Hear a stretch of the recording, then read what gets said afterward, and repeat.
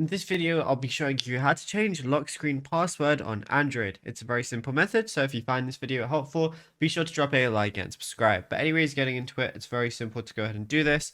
So the first thing we want to do is swipe up on our screen in the middle and then go over to our settings. Now, once you're here, you're going to see a lot of different things, but we want to scroll down until we find lock screen and AOD. Go ahead and click on it. Then at the very top, you're going to see screen lock and biometrics.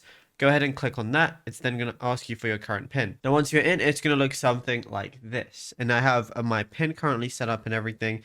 Let's say I want to go ahead and change the lock screen password. All I got to do is go ahead and click on it. And because I already just logged in with my PIN, it's going to allow me to set a new one if I want to overwrite my previous one.